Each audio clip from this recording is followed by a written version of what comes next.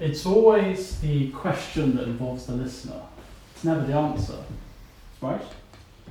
So these are the words of Lydia Tarr, played by Kate Blanchett in the recent film Tar, which I think some of you may have seen. It's a masterpiece. You should go and check it out. Alistair mentioned it briefly earlier. And Lydia Tarr, the great fictional composer, conductor, uses that phrase when she's talking about the music of Bach. The questions that he asks harmonically, melodically. And in a notable scene from the film, a student turns around and says, well, as a white male cis composer, I'm not comfortable engaging with the music of Bach. Wasn't he a misogynist? And yes, in some sense, maybe he was. He fathered 20 children, which is strange according to current marital standards. I'll leave that to you to decide. But as far as composers go, he's definitely not known as the most contentious. That honour probably belongs to Richard Wagner, who I would like to tell you a little bit about this evening. He was born in 1813 in Leipzig, Germany, but as far as background information, we'll just keep that there. We could fill libraries on Wagner, and just like we could with Shakespeare or Goethe, two of his big influences. But he was a creative genius. He's referred to as this. That's what Auden called him, perhaps the greatest genius who ever lived. So what do we mean by this? What do we mean by creative genius? So the American psychologist Robert Sternberg came up with this propulsion theory of creativity. And I really like this. He says there's three strands of creativity. There are paradigm rejecting contributions that kind of leave the artistic field where it was to begin with. There are paradigm preserving contributions that kind of move the field in the same direction. And then there are paradigm rejecting contributions that kind of flip the field on its head. They put it in a new direction. This is where I would put Wagner. He was a radical in every way. He sought to exert control over all aspects of the music. How did this manifest? Well, he built his own concert house, the Bayreuth Festspielhaus, and he gave it a number of lovely features. On the ceiling, he kind of put in this double proscenium to create this illusion that there was a bigger gap between the audience and the performers than there actually was, creating this kind of mystic gulf. He hid the orchestra. They were concealed subterraneously, again making us wonder where this music was coming from. And opposed to composers that came before him, he would write his own libretto. What's a libretto? It's the text of an opera. The Mozarts would take other people's words and apply their music to it. That's not what Wagner did. And his radical control over all aspects of the music really come out in his concept of gesamtkunstwerk, German meaning universal artwork or synthesis of the arts. And his aim was to synthesize the sonic, the visual, the poetic, the drama, the music, all of those things under one kind of banner. He elevated the role of the singer in the operas. He made his operas an assault on our senses. It was very much music in 4D. And this stands in stark opposition to some of the saccharine attempts that appeals to our multimodality that we have today. I went to this exhibition with someone in the audience actually last year, an immersive Van Gogh exhibition. And the cathartic climax of this exhibition was that you go into this big room and they project the starry night onto the sky, and you recline in a deck chair and they play some relaxing whale music in the background. And we might ask ourselves why once revolutionary art is now being used to placate us. That's not the case in Wagner's music. It couldn't be more unsettling. Well, how does he do this? He uses this thing called extreme chromaticism. So a lot of sharps, a lot of flats, and this makes it unsettling. It delays any potential resolution. There's no sense of home in the music of Wagner. He does that tonally. A lot of composers would begin their pieces with big tonic chords, and we know where we are. We hear this in the music of Mozart. We have a sense of home, and then we kind of move away from this, but we always come back. It's not the case with Wagner. Complex textures, which we can lose ourselves in, again, obfuscating what's going on. it's his use of leitmotif that helps us orientate ourselves. That's what Theodor Adorno saw as the role of the leitmotif. What is a leitmotif? It's a little motif of a melody which is attached to a character or a piece of the plot. And if you've seen Star Wars or Harry Potter, where's Godfrey in the audience, you'll know what a leitmotif is. In Harry Potter, for example, we have Harry's theme, we have Hedwig's theme, and when they're on screen together, there's a conflation of these melodies, and the melodies change slightly as the plot progresses, and it helps us to orientate ourselves in this puzzling gesamtkunstwerk. Now, this manifests in the music of Wagner, 113 pieces, 13 operas, but also in his writings. He wrote on this in various publications, Art and Religion, Opera and Drama, The Artwork of the Future, but he also published on conducting. Until Wagner, it was very much seen that the role of the conductor was to keep time, but Wagner said no, the role of the conductor should be to wildly reimagine and reinterpret the music. And this is something that we know stands true for today. He also published much more unsavory works. He published on Judaism, in which he said that Jews had no connection to the German spirit, that they only were capable of producing artificial and shallow music, and that they sought to create popular tunes to achieve popularity and financial success, which are, of course, unsavory and unsettling. And some critics have read into his characters, such as the character Alberic, and said this conveys an anti-Semitic, low-resolution Jewish stereotype. There's also the hermeneutic question here, the question of interpretation, because it's open to many interpretations. There's the socialist interpretation, and George Bernard Shaw saw this character of Alberic as being a kind of a poetic vision of unregulated capitalism. A further question arises when we ask ourselves, well, who can use a composer's music and to what end? Hitler, obviously, was a big lover of Wagner's music, but the rest of the Nazi ideological hoi polloi, they weren't necessarily such fans. They resented the long nature of his operas, which could be as long as 15 hours. They resented the Christian themes in his operas, they resented the pacifist themes in his operas. I mean, there were also Norse themes, there were also German legend themes. His music is a veritable smorgasbord, we could say, of culture in its widest sense. And then there are pertinent examples, like other creatives like Leni Riefenstahl, using Wagner's music in the dark Nazi propaganda film Triumph of the Will. Wagner evades stereotypification. He was a deeply unorthodox figure.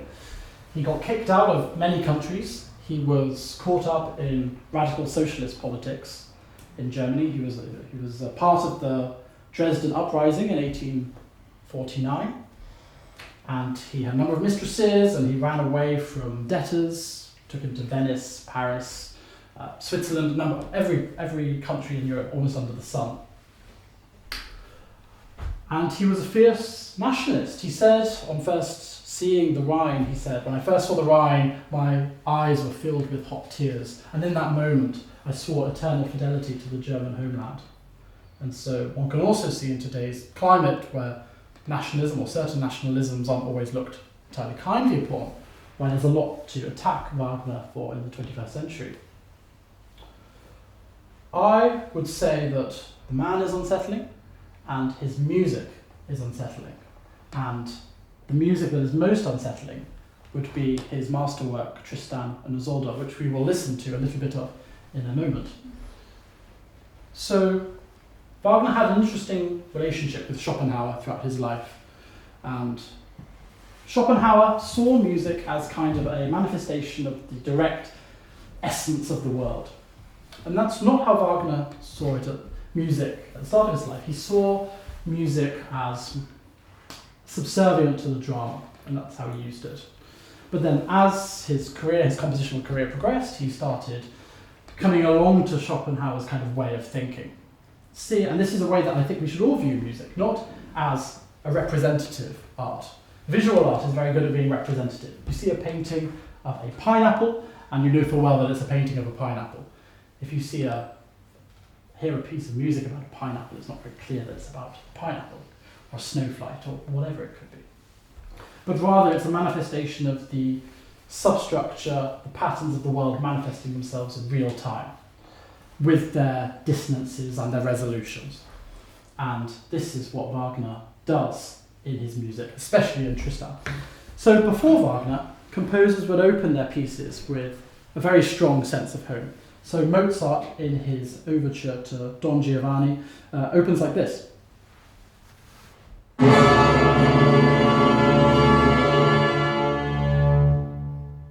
So we have a stonking D minor chord, and we kind of know where we are. There's our sense of home.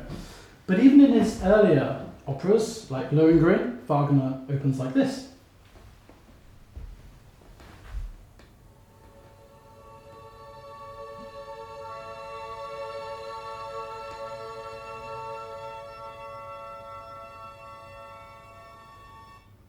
Shimmering A major chord. Not many composers can make a single chord sound quite that beautiful, but that's all it is. It's a single chord. In Tristan, we don't have that. We have no sense of home. We open with a note of A, a note of F, a note of E, and then the Tristan chord. What is the Tristan chord? It's 4 notes. F, B, D sharp, G sharp. We can think of it as a half diminished 7th chord. We can think of it as a French 6th. We could look at the tritone in between the notes and say how that's associated to the devil. But all of this is kind of way beyond what we need to cover tonight. All we need to know is that it's a deeply unsettling chord. It's not major, it's not minor, and it resolves to another unresolution. So this is what it sounds like.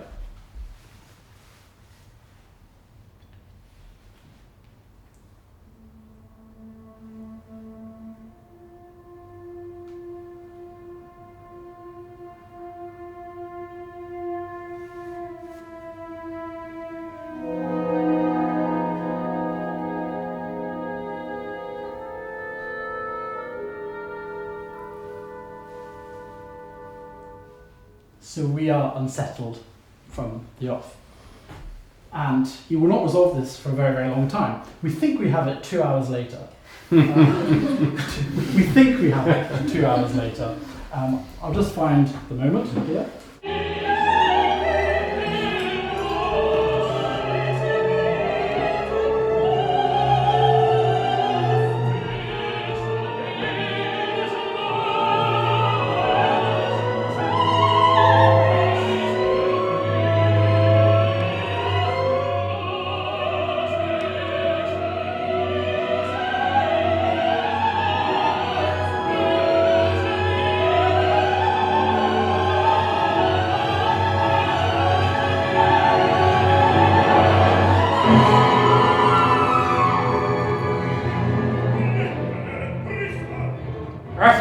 Tristan, save yourself, Tristan. That is quite the coitus interruptus. We think we're going to have the resolution, we don't have the resolution. The resolution only comes in the final scene of the opera, the Liebestod, love, death, in which finally we're given the resolution that we've been yearning.